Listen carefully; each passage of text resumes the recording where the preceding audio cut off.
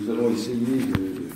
Vous savez, tout à l'heure, Géraldine l'a rappelé, nous vivons dans un moment historique extrêmement lourd, avec ces questions du fanatisme, du terrorisme.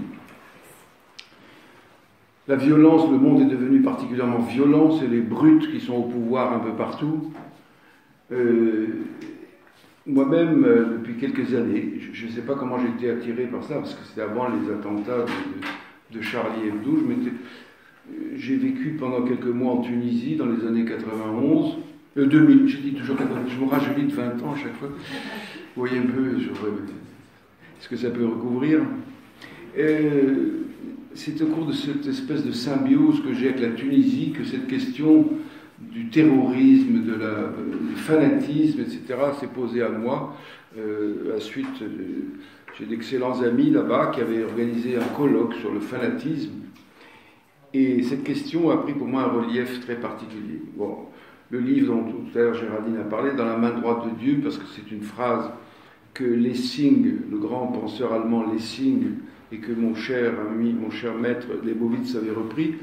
Lessing disait, si Dieu me dit, dans la main droite, j'ai la vérité, et dans la main gauche, j'ai pas un bandage, mais j'ai la recherche de la vérité, qu'est-ce que tu choisis?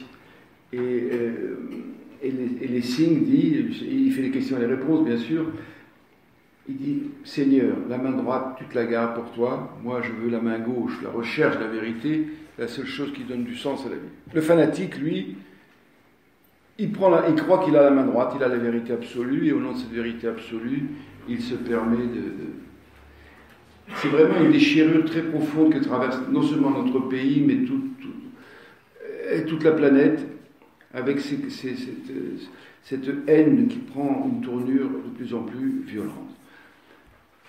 Ceci m'a conduit, à travers donc cette réflexion, à cette question de la fraternité. Va frapper quand même cette histoire que souvent les terroristes ils fonctionnent par frères. Les frères Kouachi, les frères Abdeslam, les frères il y a toute une série de frères comme ça qui ont défrayé la chronique. Il se trouve que, vous savez pas d'ailleurs, mon travail, je suis un peu comme ça, un peu critique, un peu hystérique. Le travail que je mène depuis des années, c'est toujours un peu à la fois dans une fidélité à l'enseignement de Freud, en même temps une position critique. Après tout, c'est comme ça que les choses avancent, c'est d'essayer de... Freud nous a laissé pas mal d'énigmes dans son œuvre. J'en ai parlé, je fais un travail sur cette question, par exemple, du totem et tabou, sur lequel je ne vais pas revenir aujourd'hui. J'ai montré quand même que c'était... J'ai proposé de remplacer ça par d'autres théories, mais bon, ce n'est pas l'objet de ce soir. Ce soir, je voudrais parler d'un point aveugle monumental dans la pensée de Freud. C'est la question de la fraternité. C'est la question du fratricide. Ce qui est marrant, je voulais donner comme titre à cet exposé ce soir le titre de Chibolette. Peut-être des gens ont entendu ce mot de Chibolette. Chibolette, il y a même un groupe analytique qui s'est créé à Paris qui s'appelle Chibolette. Bon bref, c'est devenu un mot courant, en particulier dans l'informatique, qui caractérise les membres d'un même groupe. Ils ont leur Chibolette. Freud a dit la chose suivante, curieusement, le complexe d'Oedipe est le Chibolette de la psychanalyse. C'est-à-dire que pour reconnaître un psychanalyste, il faut qu'il soit la façon dont il conçoit l'Oedipe et qu'il reconnaisse, quelqu'un qui ne reconnaît pas la place centrale de l'Oedipe n'est pas un analyste. Voilà, Chibolette. Mais quand vous vous interrogez sur c'est quoi cette histoire de Chibolette, c'est un mot hébraïque, c'est un apax que vous trouvez dans le livre des Juges, à propos de Jephthé. Jephthé était un fils d'une prostituée, mais enfin ça c'est un détail. Il appartenait à une tribu, Éphraïm, mais qui était divisée en deux. Il y avait la partie Gilad et la tribu, les Éphraïmites. Il fait une guerre, il gagne la guerre. Les Éphraïmites lui disent, pourquoi tu ne nous as pas emmenés avec nous à la guerre? Tu as pris le butin. Enfin bref, guerre civile. Une guerre civile épouvantable. Et comme c'était un grand stratège, ce Jephthé, plutôt que de faire la guerre un peu partout, il va contrôler les gués, les ponts sur le Jourdain. Et il dit à ses soldats, à chaque fois que quelqu'un passe, c'était tous des Hébreux, des Juifs, si on peut dire, il faut qu'ils prononcent Chibolette. S'ils ne disent pas Chibolette, Cibolette, vous lui coupez le cou. Ça a été, d'après le texte biblique, 40 et quelques milliers de morts. Plus fratricide que ça, tu meurs hier, si je puis dire. C'était une guerre civile épouvantable. C'est quand même étrange que Freud, pour caractériser son complexe d'Oedipe, il emploie un mot qui désigne un fratricide à l'échelle industrielle, 45 000 morts. J'ai trouvé que c'était un lapsus de Freud qui montre bien que dans la psychanalyse, il y a un problème, il y a un symptôme. Il y a longtemps déjà, j'avais une professeure d'hébreu fort érudite qui s'appelle Madame Liliane Vanham. Je vous ai remarqué, vous les analyses êtes marrant avec votre histoire de Parricide et d'Oedipe.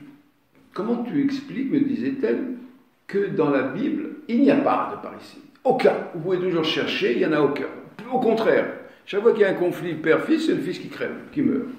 Isaac, il a vu passer le truc pas loin. Pourquoi n'y a-t-il pas de parricide? Par contre, la Bible, dès le chapitre 3, qu'est-ce qu'elle nous raconte? Le premier homme sur terre, si on peut dire, parce que le premier homme, tout le monde pense que c'est Adam et puis sa compagne Ève, mais Adam, est-ce que c'était un vrai homme? C'était un Frankenstein. Dieu a pris de la terre, il a soufflé dedans, je ne sais pas quoi, il a trafiqué. Bon. Le premier être humain conçu par un rapport entre un homme et une femme, il s'appelait Caïn. Et le premier acte que fait Caïn, c'est de tuer son frère. Vous allez dire, à cette époque-là, c'était primitif, sauf que la Bible, qui est quand même l'incarnation d'une sagesse millénaire, au moins, sauf pour ceux qui pensent que c'est un texte qui vient du ciel, mais pour la plupart, au moins cela, c'est le dépôt d'une sagesse millénaire, c'est que la Bible va insister avec une insistance sur la guerre des frères, tout le temps. Vous avez, Caïn et Abel, on vient d'en parler, vous avez Jacob et Ésaü, vous avez Joseph et ses frères, qui va inspirer un chef-d'œuvre de la littérature allemande qui s'appelle Joseph et ses frères de Thomas Mann. Vous allez voir par la suite comment le roi Salomon il fait tuer son frère parce qu'il voulait... Tout ça pour dire, qu'est-ce que nous dit la Bible? Elle nous dit, faites attention, le conflit fondateur de l'humanité, c'est le conflit fraternel. La rivalité entre les frères, c'est ce qui fonde la société. Et tout le système religieux, biblique, talmudique, etc., c'est comment faire que les frères et les sœurs, avec les sœurs c'est souvent plus facile, il y a toujours cette rondeur féminine, cette douceur féminine qui atténue. Moi je vis dans une fratrie où il y a une sœur, et je sais que je la remercie tout le temps, c'est grâce à elle elle sert d'intermédiaire entre les frères. Comment tu n'as pas téléphoné à ton frère? Chaque fois que mon frère me téléphone, je dis c'est Evelyne qui t'a téléphoné. Donc, les femmes ont souvent cette fonction de liant. Mais quand même, des jalousies entre sœurs, c'est parfois pas mal du tout. La société humaine, cette notion de conflit fraternel, de fratricide, est fondamentale. Nos sociétés reposent. Et c'est incroyable de penser que la psychanalyse est restée aveugle sur cette question. Dans la théorie freudienne, vous ne trouverez rien du tout. Pourquoi? Récemment, je lisais un texte d'un certain psychanalyste assez éminent à l'époque, qui s'appelait Vladimir Granov, qui pointait ça. Il dit, mais c'est quand même étonnant. Moi, je vois les gens en contrôle chez moi, quand ils ont des histoires de conflits entre les frères, ils ne savent pas comment dire. Nous n'avons pas de théorie, nous ne savons pas quoi faire. Pourquoi? Parce que c'est resté complètement un point aveugle dans la doctrine. Il faut savoir que Freud, d'un côté, n'en a pas parlé, mais d'un autre côté, était très tourmenté par cette question. Nous en avons des preuves écrites. La première, c'est que Freud a eu un petit frère qui s'appelait Julius Freud. Et dès la naissance de Julius, c'est lui-même qui le dit, nous avons la lettre à Fliss. Il dit, dès la naissance de Julius, je n'ai eu qu'une envie, c'est qu'il meure. Et il est mort. Et j'en ai éprouvé un sentiment de culpabilité. Quand vos fantasmes se réalisent, c'est terrible.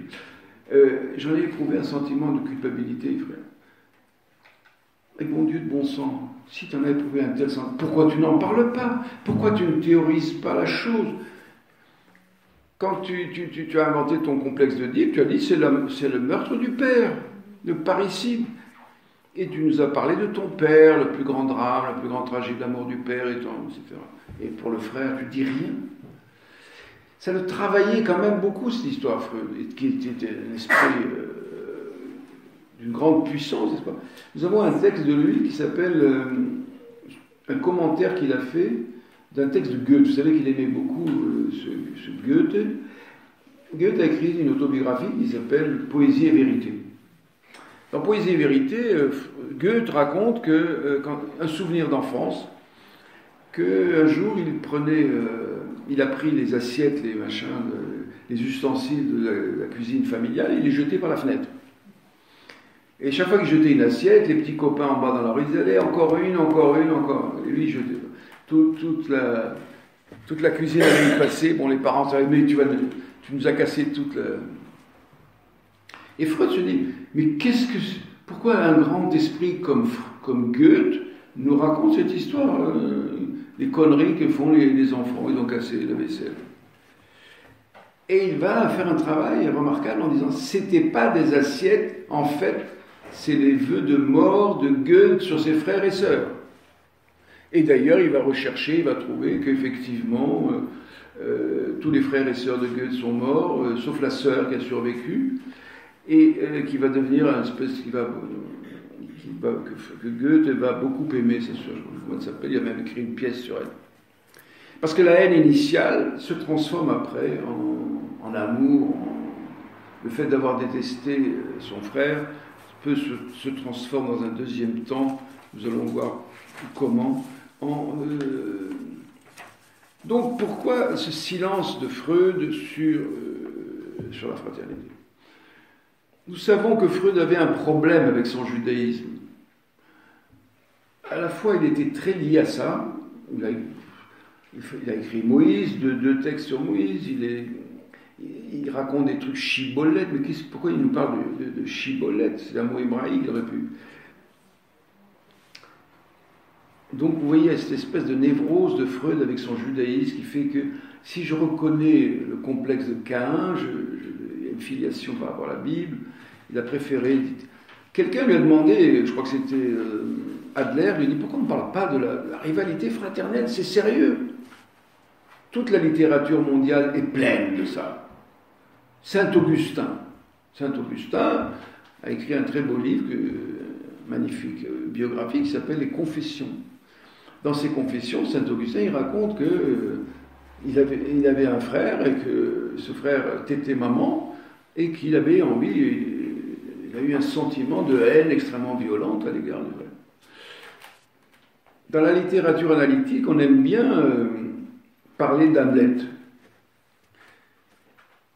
Il y a un livre de Jones sur Hamlet. Et Freud lui-même disait, au fond, Hamlet, c'est une sorte de... Après le livre de la pièce de théâtre Oedipus Rex de Sophocle, au fond, Hamlet, c'est une sorte de répétition du complexe d'Oedipe dans l'entre-deux. Mais bon Dieu de bon sens, c'est quoi cette histoire d'Hamlet, si vous la relisez tranquillement, en dehors un peu de Freud? C'est un fratricide.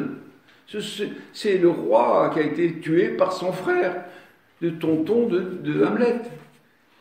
Et Hamlet se trouve, il y a le fameux gosse, là, le fantôme qui arrive et qui dit, voilà, mon frère m'a tué. Toute cette dimension fratricidaire qui est le démarrage de la pièce de Hamlet, ni Jones, ni personne n'a jugé bon. Vous vous rendez compte, après avoir sauté sur les genoux de tonton, il fallait l'assassiner, il fallait le zigouiller.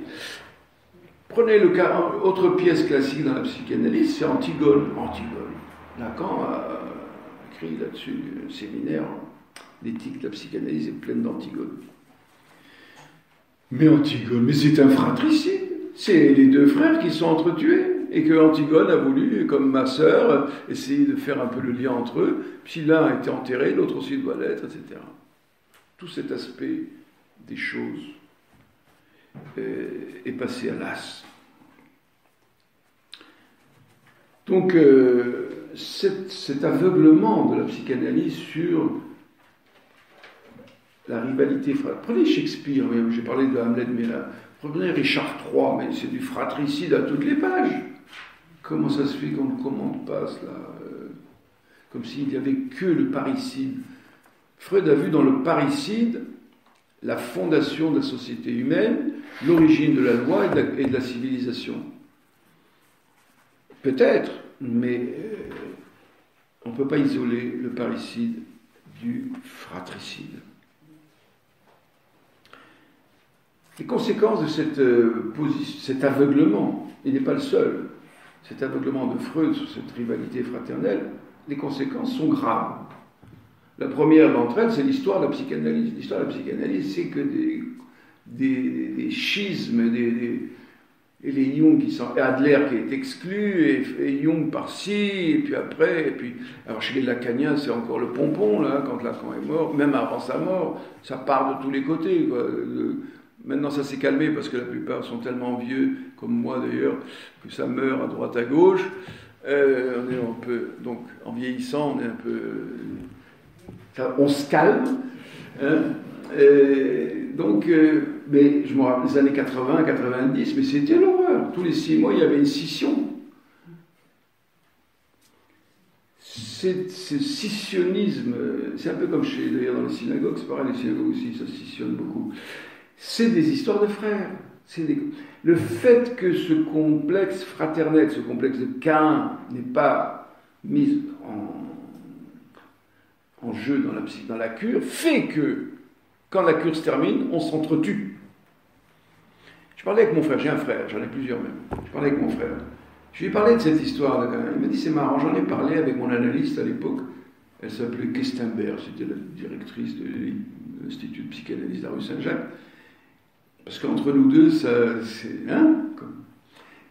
nous avions des rivalités fraternelles. Il voulait en parler avec son analyste, elle lui disait, ça se renvoie tout ça à l'Oedipe. Mais non, ça ne se renvoie pas à l'Oedipe. C'est une autre structure dont nous allons essayer de voir les rapports qu'elles ont avec le fameux Oedipe. On a donc, première conséquence, l'histoire de la psychanalyse, qui est une histoire terrible, qui va jusqu'à la mort et au suicide. Tosque s'est suicidé. Si vous lisez Ma vie de Jung, vous verrez comment le schisme qu'il y a eu entre Freud et Jung a été pour Jung très grave. Il a eu, moi je ne suis pas jungien, je ne défends pas. Mais j'aime bien les jungiens parce que c'est des gens souvent sympathiques. Je vous le dis entre nous, il ne faut pas nous répéter. Ce sont souvent des gens très sympas, très polis, alors que les lacaniens, c'est des gens insupportables. Moi j'ai été invité par des jungiens, ils vont vous chercher au train, ils vous accompagnent à l'hôtel, ils vous emmènent au restaurant, c'est super. Par contre, les lacaniens, je ne vous dis pas. Passons. Première donc conséquence, c'est l'histoire du mouvement analytique qui est émaillé comme ça par des scissions, des haines. Quand vous pensez que l'œuvre de Lacan, sauf depuis peu, il ne fallait pas en parler à l'Institut, à la rue Saint-Jacques. Où est-ce qu'on a vu des choses pareilles dans le monde, soi-disant, psychanalytique et scientifique? Dans quel monde scientifique ou sciences humaines on a vu des choses aussi stupides que cet ostracisme à l'égard je vois ce qui se passe avec moi d'ailleurs. J'ai créé un certain nombre de concepts très importants dont on découvrira l'importance après ma mort. Mais dans les écoles d'analyse, personne ne s'intéresse. Manger le livre qui s'est bien vendu, qui a eu son parcours, mais ça ne fait pas partie de la... Je pense que mon Caïn a dû un peu plus marquer les esprits, mais bon. Deuxième conséquence, encore plus grave que la première, c'est que dans les cures, la rivalité fraternelle joue un grand rôle dans la névrose obsessionnelle, joue un grand rôle dans la paranoïa. Si on ne traite pas de ça dans les cures, on conduit les cures dans une impasse. Je crois que Lacan, quand même, a été un des rares analystes à avoir compris qu'il fallait quand même faire quelque chose avec ça. Il va en parler à un moment donné à propos du racisme, en disant que le racisme trouve sa racine précisément dans la rivalité entre frères. C'est un petit 4 lignes comme ça, en fin d'un séminaire, Ça mérite plus. Ça mériterait plus, ça mériterait un travail bien plus important. Alors, tout de même, la vie sociale, la vie politique, il n'y a qu'à voir la vie, comment ça se passe, la vie politique. Mais qu'est-ce que c'est que la lutte politique? C'est des conflits, les rivalités fraternelles. C'est pas des histoires d'Oedipe, me semble-t-il, aujourd'hui. Donc, je ne suis pas en train de dire que l'affaire oedipienne n'est pas essentielle. Elle est tout à fait essentielle. Mais elle doit être complétée, elle doit être enrichie par ce que je vous propose ce soir. Je ne suis pas le seul d'ailleurs à le proposer. Je crois que Adler avait senti aussi quelque chose de ce côté-là. La doctrine, pour rendre les choses très schématiques, la doctrine chez Freud avait un caractère, espèce de cercle autour d'un centre, ce centre étant l'Oedipe, le parricide, d'où va émerger la loi. À partir du moment où l'Oedipe se résout, dit Freud, c'est-à-dire le renoncement aux parents du sexe opposé, c'est-à-dire le renoncement au sens sexuel, c'est-à-dire pas de renoncer à son affection, à sa tendresse, à tout ce que vous voulez. C'est à partir de ce moment-là que s'instaure ce que Freud avait appelé de ce concept essentiel chez Freud, qui est le complexe de castration. Le complexe de castration, c'est rien d'autre aussi que l'acceptation d'une loi, c'est l'acceptation de notre caractère mortel, c'est l'acceptation qu'il y a une loi que Lacan a défini comme tel, tu ne désireras pas l'objet que j'ai moi-même désiré. Et d'autre part, dire à la mère, cet enfant que tu as produit, il est hors de toi, il est séparé de toi. Donc cette espèce d'épée à deux lames, une qui s'adresse à l'enfant et l'autre qui s'adresse à la mère, un travail de séparation. De cette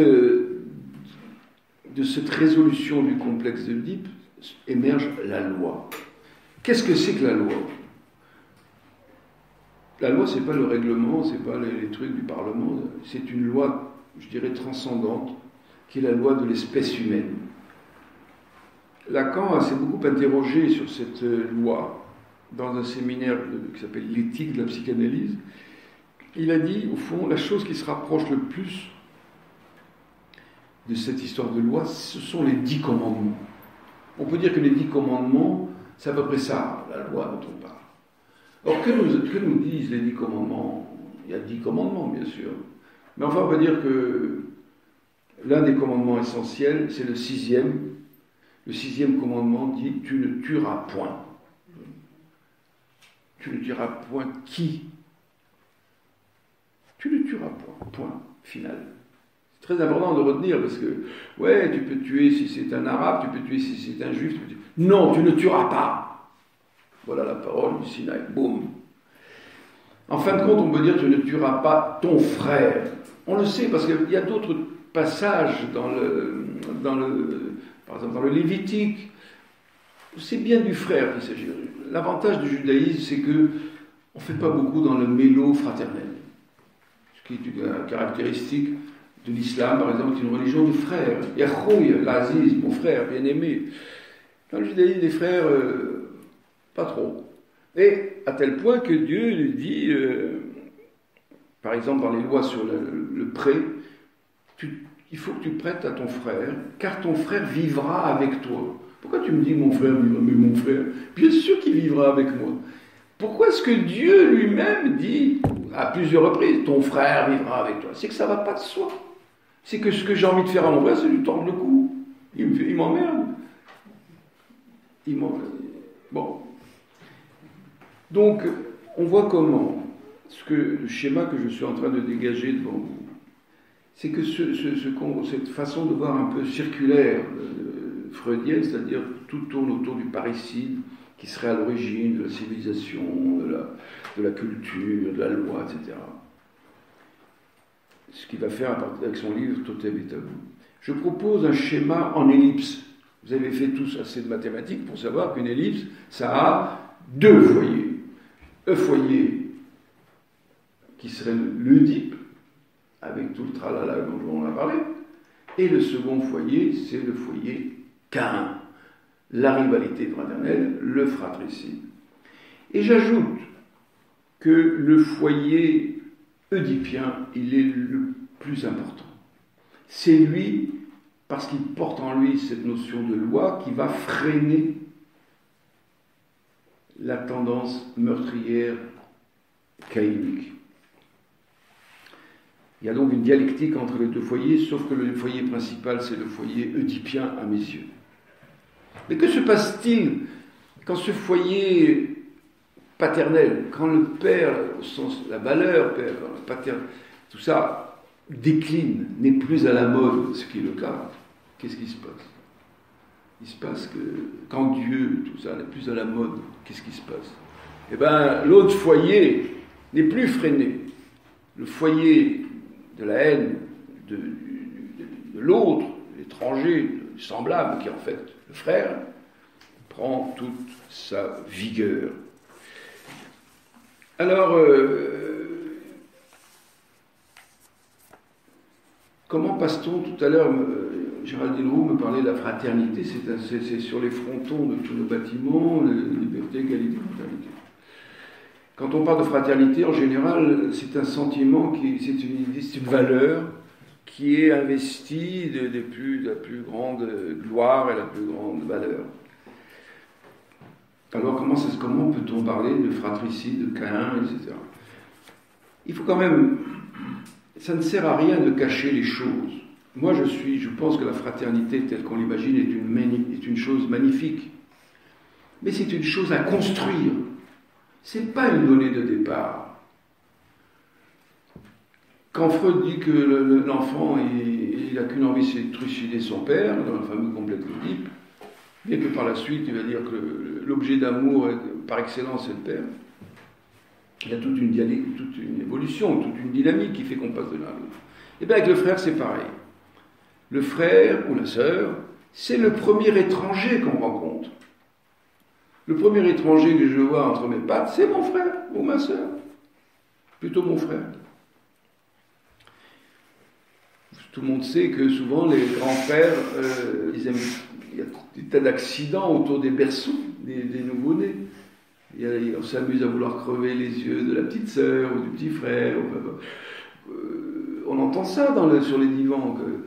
J'ai poussé la poussette de mon frère dans l'escalier, il n'est pas mort, mais parce que je ne l'ai pas fait exprès. Il y a comme ça une répression très violente des parents, c'est-à-dire de la société, c'est-à-dire de la loi. Comment tu as voulu crever les yeux de ta sœur? Mais c'est pas bien, c'est très mal. Si tu fais ça, je t'aime plus. Perdre l'amour de sa mère ou de son père, c'est pas... c'est comme mourir. Perdre l'amour de sa mère, c'est une sorte de mort. Et donc, on va transformer cette haine, on va peut-être transformer ça en affection. Mais la violence du fratricide, elle n'a pas disparu. Elle est refoulée, elle est déplacée. Je vais haïr, puisque je n'ai pas le droit d'haïr ce petit con là qui est né après moi ou avant moi, ben, je vais haïr le voisin qui fait du bruit. Je ne sais pas ce qu'il fait, mais il m'emmerde quand même. Bon, quand même, les voisinages, c'est bien quand même. Bon, ben, je vais petit à petit, comme une onde qui se déplace comme ça. Je n'ai pas le droit de haïr mon frère, mais je n'ai pas le droit d'haïr aussi ma communauté. Tu vas pas... Comment, entre juifs, on ne va pas se détester alors qu'on passe là-dessus. Petit à petit, entre musulmans, comment? Entre chrétiens, nous sommes frères en Jésus. On va se détester entre chrétiens, c'est pas possible. Petit à petit, comme ça, cette pulsion agressive se déplace et elle va finalement atteindre celui qu'on désignera comme l'étranger, le métèque, l'emmerdeur, l'immigré, je sais pas quoi, moi, le juif. L'étranger, quoi, le type qui n'est pas comme moi. Bon, lui, j'ai le droit de le haïr. J'ai le droit éventuellement de le tuer. Alors comment comprendre que souvent les attentats terroristes sont faits par des frères? On a parlé tout à fait. Voilà le schéma que je vous propose. Ce frère, tout à l'heure, on m'a fait écouter un rap assez étonnant, là, je ne sais plus comment il s'appelait, sur Je suis le gardien de mon frère. Soufoui. Hein? Soufoui. Voilà. Oui, pardon. Les jeunes connaissent mieux, pardon. Oui, je l'ai dit. C'est Fiou, pardon. C'est tout? Bon, ben voilà, c'est tout. C'est un rappeur, là, comme ça, qui parle de son problème avec son frère. Et après avoir cette phase initiale qui scandalise, n'est-ce pas? Mais après tout, aujourd'hui, tout le monde accepte la notion de complexe d'Oedipe. Mais c'est un scandale absolu, le complexe d'Oedipe. Je veux coucher avec maman, je veux tuer papa. C'est pas un scandale, ça? Mais seulement aujourd'hui, c'est passé dans la vie courante. Ouais, il a son Oedipe. De quoi tu souffres, mon fils? Ouais, il a l'Oedipe. Oedipus, Meudipus, comme disait l'histoire juive. Du moment que tu aimes ta mère, tout va bien. Vous connaissez l'histoire. Donc, la haine du frère est certainement scandaleuse, mais elle est réelle. Et c'est pas en la cachant c'est précisément en mettant ça à l'air libre que l'on peut construire cette relation d'amitié, cette relation, au fond, qu'est-ce qu'on cherche? On cherche le vivre ensemble, ça suffit. On n'est pas obligé de s'embrasser sur la bouche. Vivre ensemble, se supporter mutuellement, c'est déjà tellement... C'est mon rêve, moi. Je suis en train de penser à un livre, parce que dans ce beau livre de la Genèse, qui ne parle que de lutte de frères, il y a tout de même une exception. Devinez laquelle? Isaac et Ismaël. Isaac et Ismaël ne se détestaient pas. À tel point que quand maman Sarah, qui était une insupportable femme, va mourir, que fait Isaac? Il va chercher sa belle-mère, il la ramène à la maison. Il ramène Ismaël à la maison, il ramène Ketura, qui était Agar, il la ramène à la maison. Et ils vont cohabiter ensemble. Ce bel exemple de ce vivre ensemble entre Ismaël et Isaac. Isaac, je trouve que c'est un personnage biblique magnifique. On le passe souvent en l'as, mais à mon avis, peut-être c'est le patriarche le plus extraordinaire. C'est le seul qui fait cet acte d'aller chercher son frère. Il dit, on va vivre ensemble. On n'est pas obligé de s'embrasser, mais on vit ensemble. On est pas mal ensemble, finalement. Il y a la source d'eau, là, la source du vivant qui me voit. Elle est assez abondante pour nous deux. Voilà le message d'Isaac. Alors, voilà ce que j'ai... Comme l'heure tourne et que certainement je sens une envie de me poser des questions virulentes, je vais m'arrêter là et puis je vais parler 40 minutes. La prochaine fois que je viendrai, j'essaierai de dormir.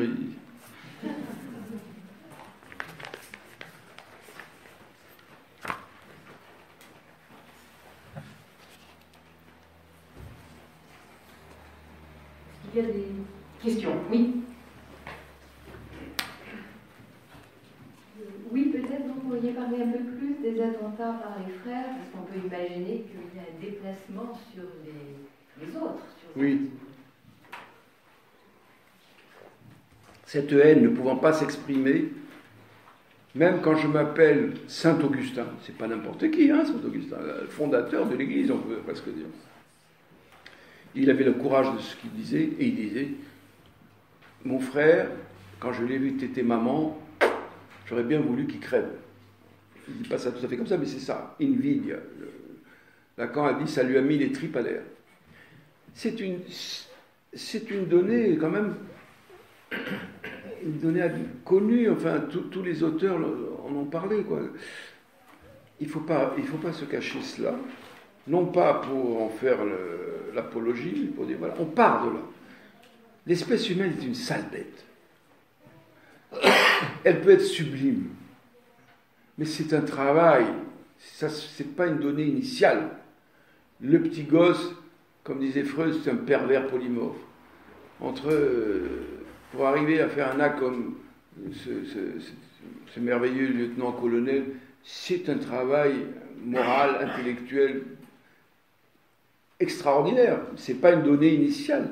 Personne ne va venir prendre la place d'un otage. Moi, je ne l'aurais pas fait. Je ne pense pas. Je ne sais pas, une fois qu'on n'est pas en situation, c'est pas ce qu'on fait. Mais a priori, je dirais non. Donc, cette fraternité dont nous avons besoin, ce vivre ensemble dont nous avons besoin. Car sinon, c'est la guerre. Et la guerre n'a jamais rien résolu.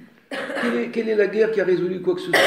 Les gens pensent, en Israël, ils ont une expression d'une stupidité infinie, zbang vegamarlo. Un bombardement et le problème est résolu. On n'a jamais résolu un problème par la violence.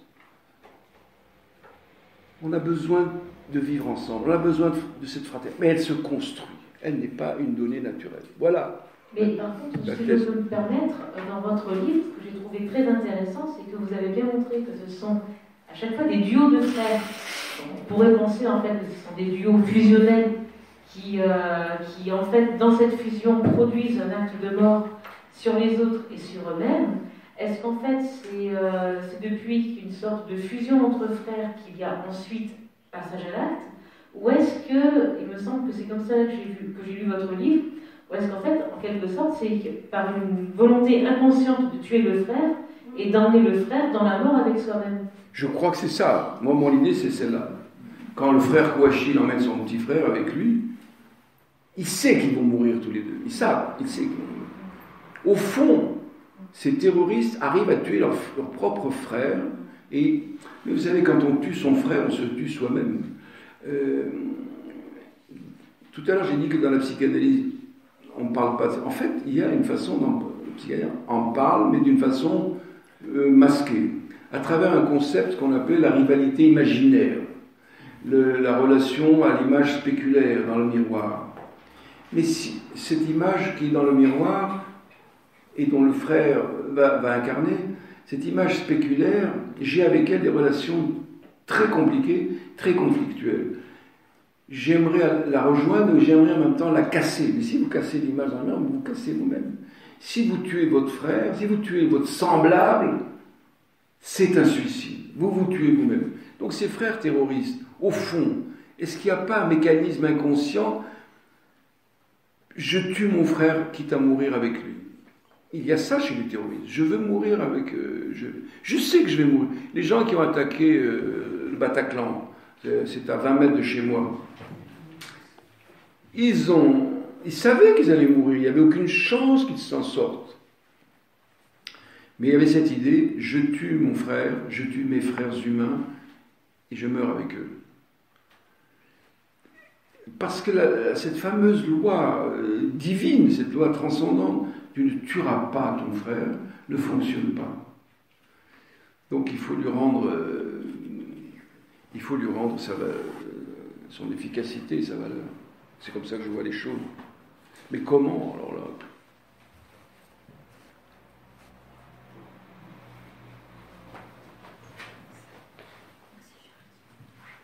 Je vous remercie pour ce bel exposé et puis tous ces ressorts que vous avez défaits concernant le fratricide. Mais aujourd'hui, la question se pose pour des gens qui ne sont pas psychanalystes ou psychiatres, mais qui réfléchissent cependant. Quels sont les leviers? Quels sont les leviers pour enrayer ce mécanisme du fratricide et de la violence absolue? Enfin, quels seraient... Oui. Moi, je suis psychiatre aussi, j'ai un diplôme de psychiatre, mais je suis psychanalyste essentiellement. Et je ne peux me référer que par rapport à ma propre cure. Ma névrose personnelle est très fortement marquée par mon rapport à la fraternité. C'est un peu le reproche que je fais, c'est que malheureusement, la cure a été orientée plutôt vers le côté conflit paternel, d'accord ? Mais en fait, Lacan était très attentif à ce côté fraternel. Et le fait de la cure, la dynamique de la cure, va petit à petit... le fait de le reconnaître, au départ, je le déteste. Mais je le déteste, mais je l'aime en même temps. N'est-ce pas ? C'est comme l'ambivalence, c'est un concept... l'amour et la haine sont si proches l'un de l'autre. On passe souvent de l'un à l'autre. Et je raconte dans mon livre comment un jour, mon frère et moi, on s'est vus et on s'est dit, plutôt que de nous détester, pourquoi on ne travaillerait pas ensemble? Et j'ai été travailler, on était dans le même cabinet. Hein. Lui, il était plus... C'est mon petit frère, mais il était... Bon, ma vie est un peu compliquée, puisque j'ai fait ma médecine à 30 ans, bon bref. Et je me suis associé avec lui. Et Lacan a poussé un cri de joie. « Ah, mais oui, mais parfait, excellent !» Donc la cure a permis de passer de cette côté irascible, côté final, enfin d'une violence non dialectisable. La cure a permis quelque part de la dialectiser. Et par la parole, par l'expérience, par les interprétations du psychanalyste, etc. Et quelque part, je ne dis pas que le conflit est terminé, mais quelque part, il n'est pas question de terminer les conflits, que tout soit parfait, qu'à la fin d'une analyse, on devient comme un ange dans le ciel, n'est-ce pas? Maintenant, vous posez la question comme psychiatre. Je pense que même un psychiatre, sauf s'il est devenu, comme souvent certains j'entends parler, c'est des prescripteurs de chimie, toute bernaque, ce qui n'est certainement pas votre cas, sinon vous ne serez pas là ce soir. Un psychiatre, c'est quelqu'un qui écoute. Et dans son écoute, vous savez, quand vous écoutez quelqu'un, que vous arrivez à rentrer dans son univers, déjà vous produisez un effet. Il y a un effet qui se produit, une sédation qui se produit. Qui est ce qu'elle est? Elle n'est peut-être pas... Je me souviens de ce que disait un jour Lacan à quelqu'un. Il lui a dit « Pourquoi voulez-vous faire une analyse ?» Il lui a dit « Parce que je voudrais comprendre mes malades. » Il lui dit « Mais on n'a pas besoin d'analyse pour comprendre ses malades. L'homme qui en France comprend le mieux ses malades, il n'a pas jamais fait d'analyse. C'est mon ami. » Il parlait d'Henriet, qui est un grand psychiatre manuel. On n'a pas besoin de psychanalyse. Un psychiatre, ce qu'on lui demande, c'est aussi de comprendre. La psychiatrie a apporté énormément de compréhension sur les mécanismes psychiques. On n'a pas besoin de la psychanalyse pour ça. Donc, c'est pas une mince affaire. Guérir un paranoïaque, c'est incurable.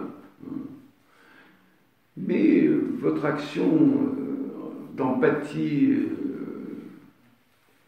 d'écoute, peut tempérer quelque peu. Si on peut améliorer un petit peu, d'ailleurs, comme on dit, c'est déjà quelque chose.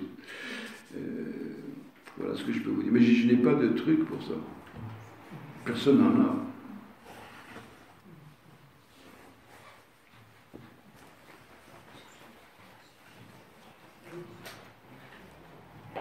C'est un peu hors sujet, mais je me suis toujours demandé pourquoi Dieu avait refusé l'offrande. Et c'est ça qui a engendré chez Caïn la haine du frère. Non, c'est pas hors sujet, c'est même en plein dans le sujet. Je sais pas. Le texte biblique dit la chose suivante, d'ailleurs, avant même que le meurtre soit commis, Dieu parle à Caïn, il lui dit si tu t'améliores, le péché est tapis à ta porte, il lui dit, et si tu ne te changes pas, moi j'ai pas d'explication, mais je pense qu'il faut prendre le mythe tel que, c'est-à-dire, il y a du meurtre du frère. Peu importe dans quelles conditions, parce que Dieu a accepté, Dieu n'a pas accepté. Ce que veut nous dire la Bible, c'est que au fondement de l'âme humaine, il y a cette rivalité meurtrière. Bon, Dieu n'a pas accepté, Dieu a accepté. Je ne suis pas un grand... je ne considère pas la Bible comme étant dictée par Dieu. Moi, je suis pas... je pense que c'est un texte inspiré. Tout écrivain, d'ailleurs, quand il est content de son travail, a l'impression, et c'est le bonheur d'écrire, c'est un bonheur qui m'accompagne depuis l'âge de 10 ans, moi. Je ne me suis jamais lassé. Je me suis lassé de beaucoup de choses. L'écriture a toujours été pour moi un mystère qui m'a toujours procuré une satisfaction. Pourquoi j'écris? Je suis un peu accro. Parfois, le fait de trouver une formule auquel je ne m'attendais pas, mais qui m'a plu, comme si elle m'avait été dictée, me procure un grand bonheur. Et c'est pour ça que je continue jusqu'à la fin de mes jours, probablement, d'écrire. Donc, je pense que la Bible est un texte inspiré, mais elle ne dit pas pourquoi Joseph. Si, elle nous dit pour Joseph, elle nous dit pour. Mais Ésaü et Jacob, pourquoi ils sont tellement haïs. Bon, on nous dit des trucs, mais bon, c'est pas consistant. Ce qui compte, c'est la donnée structurale, que deux frères sont faits au départ pour se détester. Et que le chemin de leur vie consiste à surmonter cette méchanceté pour arriver à vivre ensemble. Cette espèce d'élévation depuis cet état, entre guillemets, bestial, à un état de civilisation où des gens qui, au départ, ne s'aimaient pas beaucoup, acceptent la vie en commun. Donc c'est ce que font les moines lorsqu'ils vivent en communauté. Oui, mais il faut que ce soit un monastère universel. Ils apprennent à être frères. Comment ? Ils apprennent à s'aimer comme des frères. Voilà. Ben, le moine, vous savez, moi, j'ai eu 2 maîtres dans ma vie, c'était Lacan et un autre qui s'appelait Leibowitz. Leibowitz rendait un grand hommage aux moines. Pourtant, lui, c'était un juif plutôt, même pas plutôt, complètement orthodoxe. Il disait que les moines sont peut-être les rares personnes. Je parle des vrais moines, hein, parce que connaissons toutes. Il dit c'est peut-être les rares personnes qui ont compris ce que c'est le sens de la vie. Je lui laisse la responsabilité. Enfin, nous, ce qui nous intéresse, c'est les millions d'hommes qui vivent, par exemple, en France. Qu'est-ce qu'on va faire de cette belle France, de ce peuple français qui a tant de qualités et qui, en même temps, traverse une crise difficile. J'ai vu récemment un film qui m'a beaucoup touché, moi, malgré la critique qui est souvent stupide. Ça s'appelle Des heures sombres. Vous l'avez peut-être vu, certains d'entre vous. Et Churchill, cet alcoolique, et à qui on doit la vie. C'est un homme qui a tenu seul contre... Ouais, c'est pas le sujet. Mais Churchill dit cette phrase merveilleuse. Je veux montrer à ce peuple l'héroïsme qu'il habite et dont il n'est pas conscient, parlant des Anglais. Je veux rendre conscient, il y a chez le peuple anglais un héroïsme dont il n'est pas conscient. Je ne sais pas si vous avez vu ce film, ou Dunkerque, je ne sais pas si vous avez vu Dunkerque.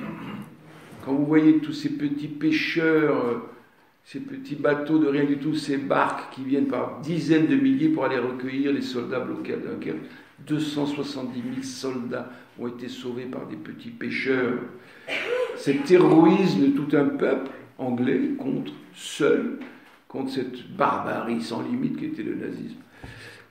Ce que Churchill a dit au peuple anglais, on peut le dire aussi au peuple français. Le peuple français peut-être possède aussi un héroïsme, des qualités dont il n'est peut-être pas conscient. Et quelquefois, peut-être les oublie-t-il. Moi, je ne suis pas d'origine française, je suis né en Tunisie, et j'aime beaucoup mon pays natal, qui est un pays exceptionnel. Mais quel beau pays que la France, qui m'a accueilli, qui m'a donné une place tout à fait estimable. Tout ça, c'est à ça que nous avons à faire aujourd'hui, que toutes ces qualités, arriver à surmonter tout ce dont on a parlé, pour arriver à se vivre ensemble dans ce pays magnifique qui est celui où nous habitons. Je ne veux pas habiter ailleurs, moi. J'ai essayé d'habiter ailleurs. Non, merci. Il y a un seul pays où j'aurais aimé habiter, peut-être c'est l'Italie. Enfin, l'Italie, la France, c'est l'Europe. Je ne sais pas si je peux prendre encore la parole. Mais je ne suis pas propriétaire d'abord. Merci, Géraldine. Oui, encore rapidement une question. Vous avez parlé souvent du vivre ensemble, c'est une expression que l'on rencontre souvent, que je trouve un peu galvaudée. Comment ? Que je trouve galvaudée. Elle est pas mal quand même. Elle est peut-être pas mal, mais je lui préfère plus humblement convivencia, qui est un terme espagnol, et qui signalait justement, qui soulignait cette façon de vivre d'une façon conviviale, avec plusieurs communautés. Mais dans ce que vous avez avancé, justement, je trouve que ça, c'est important. Il faut être lucide. Le vivre ensemble et l'idéalisme, l'idéologie de la fraternité magnifique et sublimée, je n'y crois pas beaucoup et je suis lucide là-dessus. Je crois qu'à petits pas, comme vous le dites, ça peut se construire. Ça se construit. Ça se construit. Les liens aussi, alors, puisque c'était une histoire de l'Espagne, je crois aussi que... Voilà, j'ai perdu le fil. L'Espagne n'a pas donné toujours un exemple de... Non, mais certes, il y a eu quand même 3 communautés à l'Andalous. Il y a eu quand même des communautés qui se voyaient, qui ne se mélangeaient pas, certes, mais qui vivaient en bonne intelligence ensemble, à une certaine époque. Dans une certaine époque, je dirais même plus que vivre en bonne intelligence, comme on dit aujourd'hui, j'ai vu ça elles se pollinisaient mutuellement. Il y a une expression, j'ai vu ça, c'est la recherche interdisciplinaire dit non, c'est de la pollinisation croisée. Averroès et Maïmonide, et puis tous ces gens-là échangeaient, s'enrichissaient mutuellement. La parole, certes, une parole peut être quelque chose. Il n'y a rien de plus précieux que certaines paroles. Je vais vous donner un exemple. Je viens d'écrire un roman. Vous allez le trouver là-bas. Il s'appelle Monsieur Jean. Qui est ce monsieur? C'était l'histoire d'un patient à moi. Ce patient était devenu, je la fais courte, était devenu un délinquant. Il cambriole une villa. Il croyait qu'elle était vide. Et arrive un vieux monsieur dans le jardin. Si ça avait été moi ou d'autres, qu'est-ce que vous faites chez moi, quoi? Au lieu de lui dire ça, il lui dit, vous savez l'heure qu'il est? Il est 5 heures. Et à 5 heures, on prend le thé. Accepteriez-vous de prendre le thé avec moi? Il fait rentrer le petit voleur chez lui. Il dit, appelez-moi Jean. Il le fait rentrer chez lui, il lui donne le thé. Immédiatement, ce garçon, cette parole, ce geste transforme. C'est une histoire vraie, hein, c'est pas... Ce garçon qui était un voleur, ce n'est plus un voleur. Il va se mettre à étudier, il rentre dans le... Et il devient ce qu'il va devenir. Ce Jean n'est pas n'importe quel Jean. Quelques années plus tard, regardant la télévision, aux informations, on annonce, nous voulons apprendre tristement la mort du grand biologiste Jean Rostand. C'est Jean Rostand. Jean Rostand était capable de voir un voleur et de dire, mais jeune homme, vous avez 16-17 ans, venez prendre le thé avec moi. Et ça transformait. J'en ai parlé à un collègue médecin, il m'a dit, mais cette histoire de Jean Rostand, mais il faisait ça tout le temps. Il allait voir tous les bras cassés, tous des marginaux, il les faisait venir chez lui là-bas, ville d'Avray. C'est une parole comme celle de Jean Rostand. Il est 5 heures, prenons le thé ensemble. Le vivre ensemble, c'est pas le vivre ensemble, c'est le thé ensemble. À transformer. Ça vous rappellera peut-être Jean Valjean, avec le curé qui lui dit, il ne les a pas volés. Vous voyez comment certaines paroles peuvent totalement métamorphoser. Je rêve d'une parole qui serait adressée à tous ces gens qui sont à la marge et qui risquent de basculer dans le terrorisme. Leur trouver une parole. Il faut la chercher peut-être.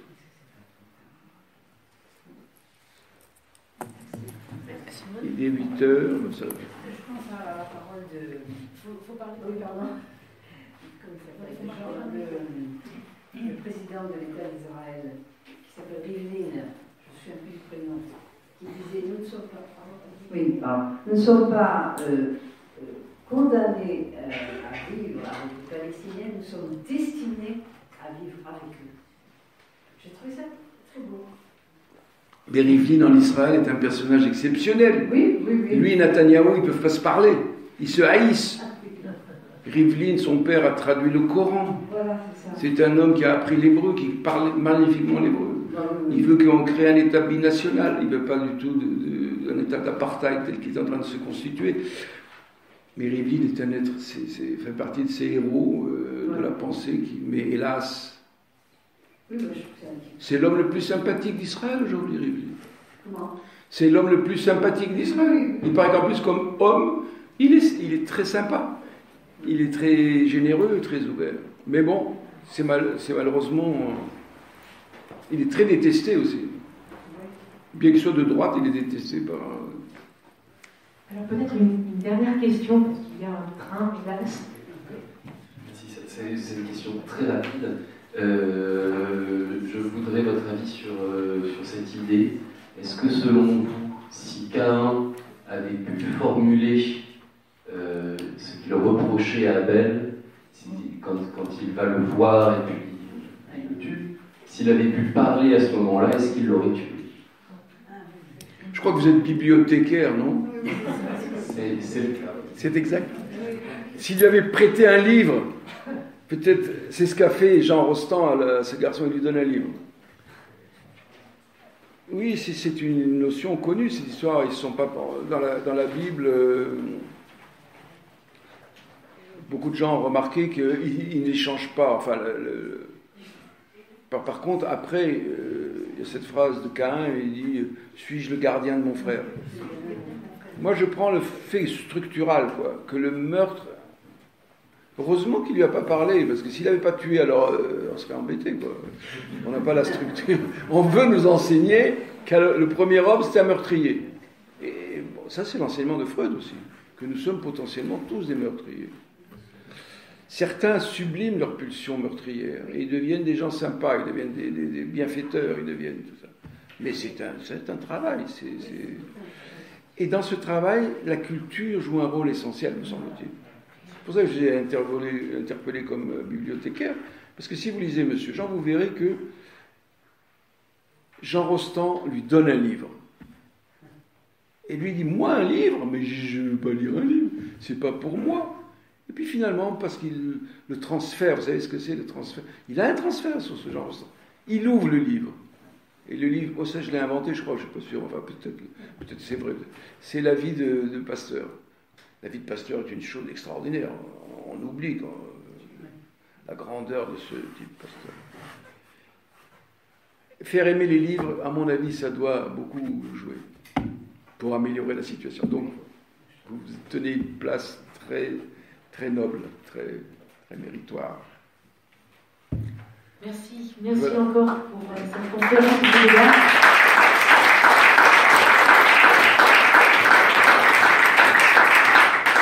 Il nous reste exactement 10 minutes avant extinction des feux et retour en fait à la gare. Si vous le souhaitez, attendez juste quelques minutes peut-être avant de partir. Donc avant de partir, une petite chose. L'avant-dernière conférence de l'année, en tout cas la dernière du cycle de conférences autour de nourriture terrestre et nourriture spirituelle, aura lieu le mercredi 11 avril et non pas le jeudi 12 avril comme c'est prévu dans le programme.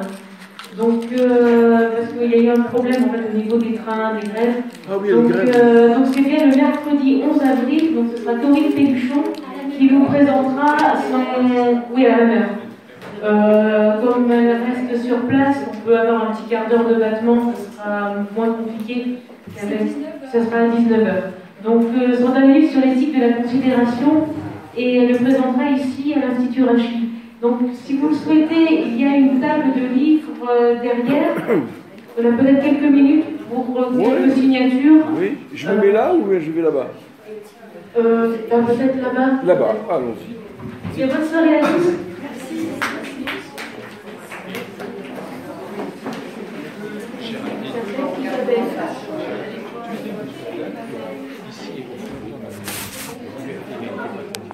Ou la mort. Oui. C'était visiblement.